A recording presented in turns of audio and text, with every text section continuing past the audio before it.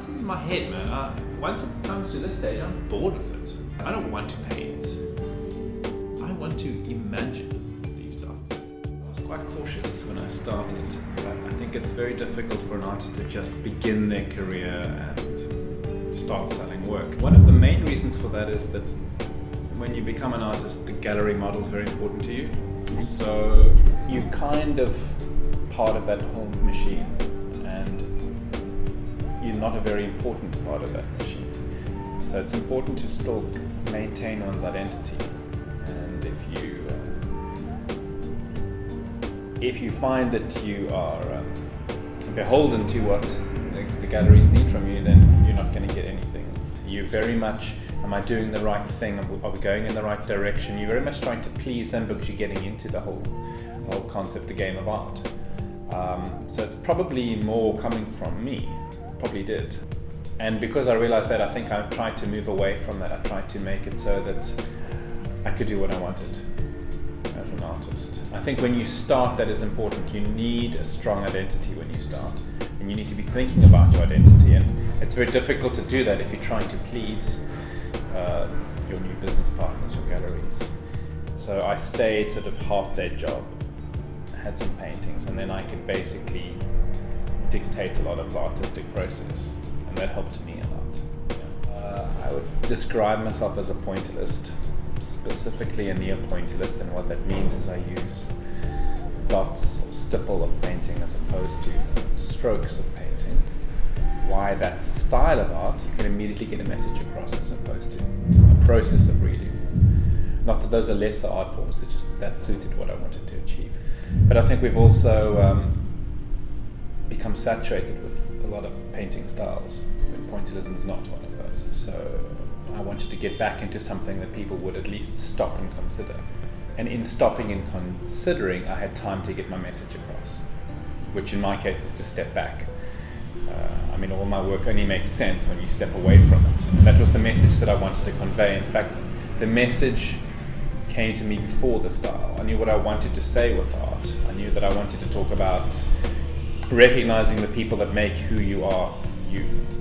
And this was the correct artistic vehicle, both in terms of visual art and in terms of the style of that visual art to make that happen. I have a positive and a negative message that I'm trying to express in my art.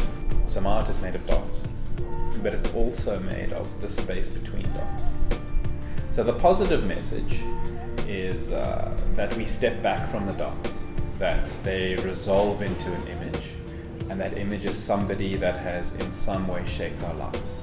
And that's true of all of us. If you step back from your life, you will see the people that have shaped you, that have made you who you are, the people that are responsible for you, and that you are responsible for in a way.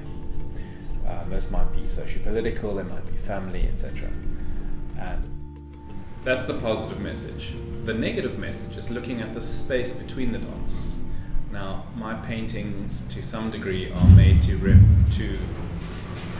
look like digital works, so a digital photograph, or a TV screen, or computer screen.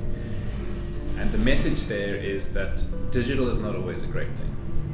Digital literally means distinct interval, and it's in those intervals that we've lost information, that we've lost quality.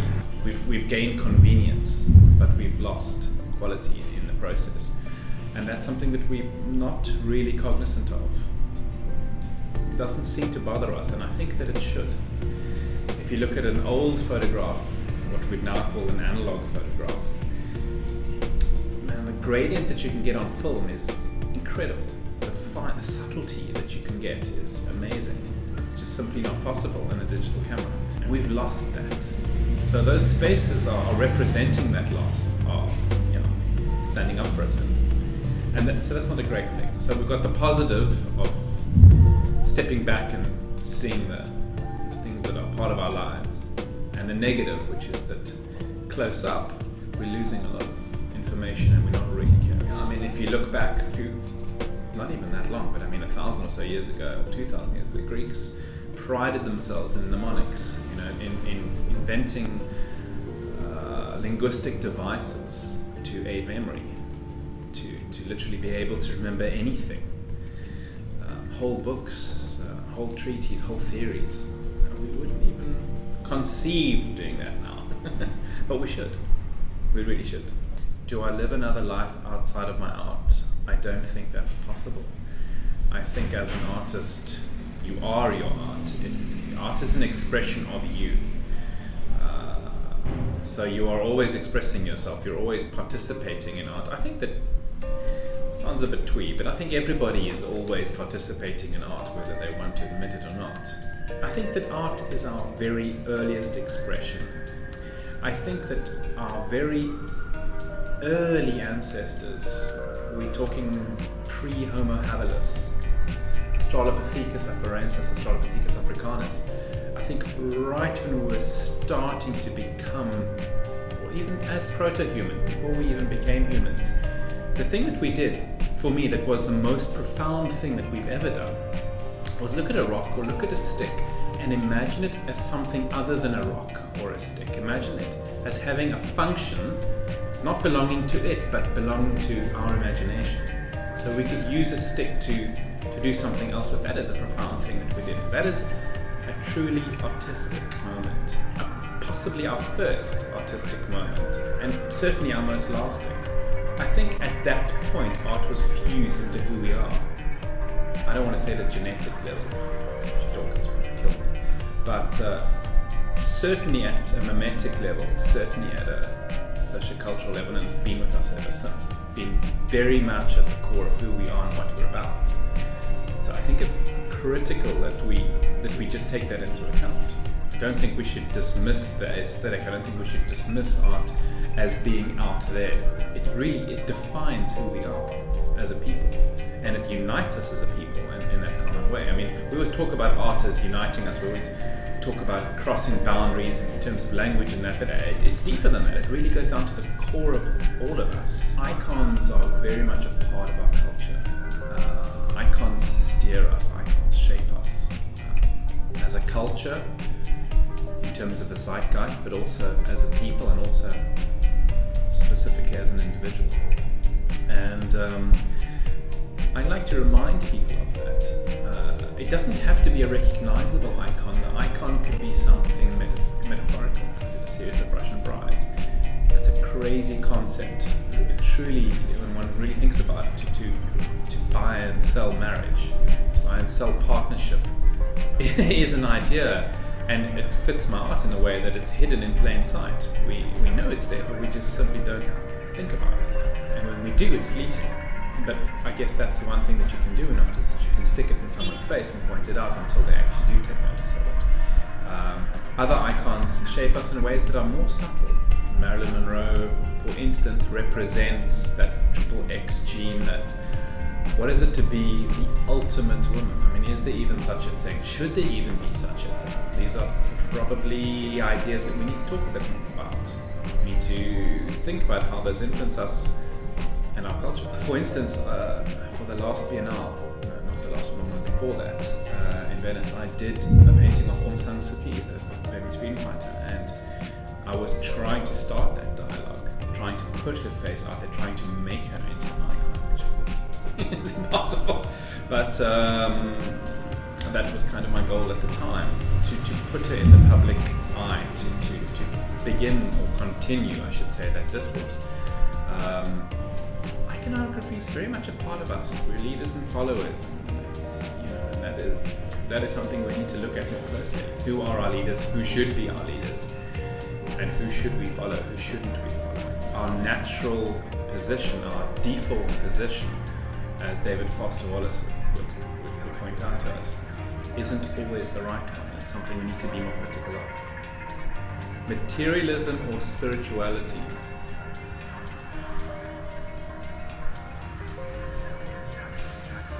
Materialism.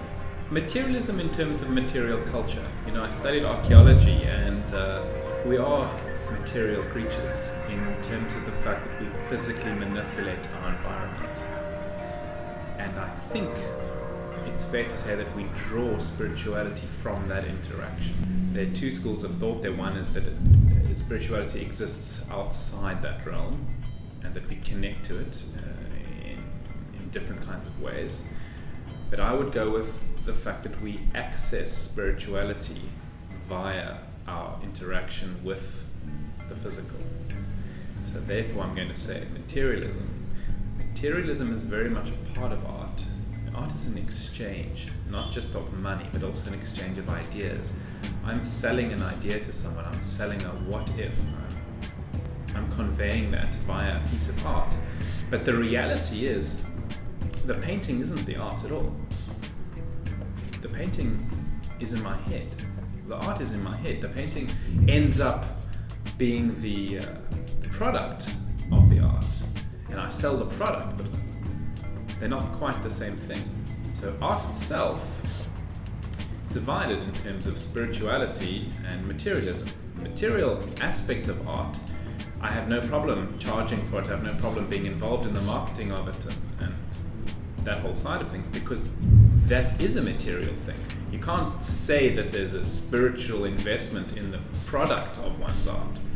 In the thought behind it, yes, sure, but that's not what you're selling. So they are two very separate things. They connect, of course, via the artist, but they can and should, I think, be treated as separate entities. Okay, so how many clients do I have? How many clients do I still have? How many of them are still a part of Gavin Rain? How many of them have moved on? You know, one tends to remove oneself to some degree from clients. I like to get involved with clients. Some of them are friends now, because it's a sharing of an idea, and often that dialogue is longer than just the sale of a painting. It goes on for longer than that. At least I hope it does. I think I've built up over the years a following that is, I hope, greater than just the simple commercial success of the work. It's greater than simply the production of a painting. I think that dialogue remains open, and it's difficult to know how Gavin Rain moves around in the world when it's gone from my studio. It's difficult to know what happens with those works. I know, for instance, some people, it's occasional, buy the work as an investment. But I would hope that most people buy it because they really just love it. They love the idea, or they love what they're seeing. Does art have a cultural boundary? Yes, it does. I'd like to say it transcends cultural boundaries, but I betray my culture because with every painting that I do, I am embedded in a culture. I can't say that I'm cultureless. So I attempt to speak across cultures, but in attempting to speak across a culture, one would want to start outside a culture. Otherwise, you're simply speaking from your own default position within a culture, within an embedded identity within that culture. So to truly understand another culture, I don't know if one can truly do it when we're already part of that. That said, can one ever remove oneself from one's culture? I don't think so. So I think that is always part of your art. I have seen myself as an African artist, a South African artist, but that's a difficult one, because the way I perceive myself to be an African artist or South African artist is very different, I've found, from the way that somebody outside that culture perceives a South African artist or African artist. There's a disconnect there. So I have an identity within those groups, but it always differs from the way, for instance, Europeans or people of the Americas perceive that culture. Naturally, I mean, there is often a disconnect between cultures. We struggle with that internationally all the time. So I'm always very wary to think that I've conveyed that accurately, because as it turns out, often that isn't the case. Often people perceive an African identity, or even a South African identity, in a way that I don't, especially people outside their identity. With the rise of modern society, an artist has become, to some degree, set apart from society. I find this distinction artificial, and it's something that I think we should address. I think galleries have very much removed themselves in terms of becoming exclusive, and with them they've taken artists, so that artists and their brands, and then the brands of the galleries, which are inexorably tied together, have removed themselves from society, which is crazy, because art is a commentary a lot of the time on society, but from within society, not without. And artists are certainly no different, nor should they be. I mean, it is about commenting from all of our points of view, not from some abstract point of view. You can't comment on society if you're not part of it, really. Okay, so yeah, my art does look different when you're viewing it via camera as opposed to the naked eye. But that is part of what I am doing and what I am saying. So when you look at something with a camera, what you are doing is zooming out. You're essentially having the digital version of what I'm trying to achieve, to step back. If you step back far enough, you're going to see exactly what the camera sees. So you're taking the journey, albeit via digital means, but the idea is the same. So it's just a lot faster when you've got a camera, or any wide angle thing, like you turning a telescope backwards, etc. I prefer when people literally do it, because that literal journey inculcates something in one's mind that I don't think is as readily available via a camera, or it's perhaps too readily available. One is doing it too quickly without thinking about why one's doing it. But the process is the same. The distance is being increased, either artificially or physically, and that is creating the form of the painting from the dots to the aesthetic. I almost always paint on squares, because the square is quite an artificial abstraction. When one paints a portrait, it's unusual. I'm taking a snapshot of something. I'm taking a bite out of an idea, out of an icon. It's a view, and one should see it as an artificial view onto something, because it is. One should recognize that we're viewing. My pace when I'm designing the painting, which is a mathematical process, is quite slow. There's a lot of thinking that goes into the specific colors for each dot, the relationship between one dot to another, which dot should go next to another dot. That's quite a slow process, and there's a lot of changing, there's a lot of error, there's a lot of movement in the mind. The actual physical painting is a mechanical process that's very straightforward. It's simply painting a circle. That's very quick. So the design, the conception, the pictographic development of the painting, that's slow, ponderous. The actual painting is quite quick. They are actually two separate processes. When it comes to painting, as far as I'm concerned, I've already done the art. When it comes to now actually producing the painting, that's almost quite laborious for me. It's actually not a part of, well, it is a part, but it's a secondary part of the art for me. Secondary in terms of importance as well. So, look, the process is similar to a woodcut. And if you want to give a digital term to it, one would talk in terms of manipulating halftones. So the mathematics comes first. So it's a bit like a magic trick. Once you know how it's done, it's a lot easier to understand. But it's a long process with literally hundreds of steps.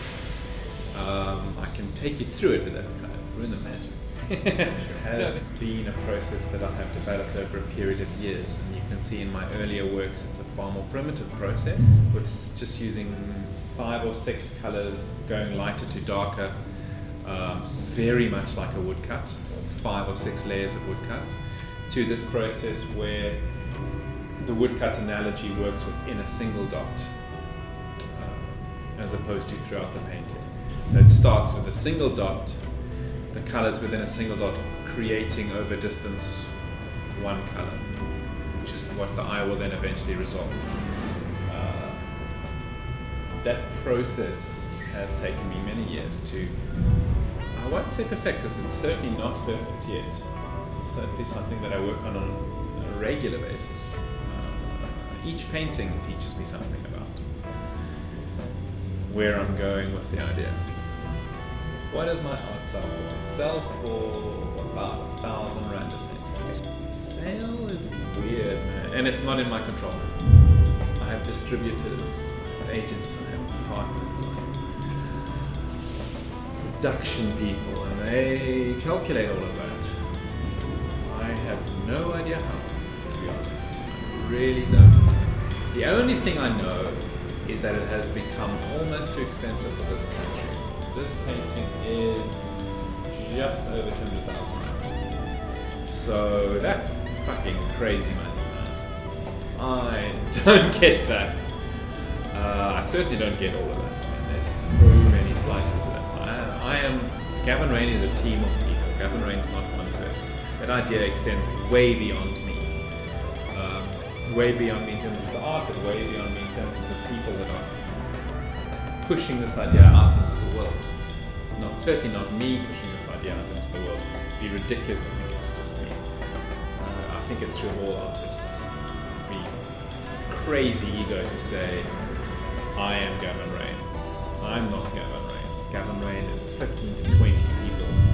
I'm a small part of Gavin Rain. Perhaps the ideas come from me, but there are many, many ideas later on about how this gets into somebody's home that I'm not a part of. So I could not claim to be only Gavin Rain, the only Gavin Rain. That would be crazy.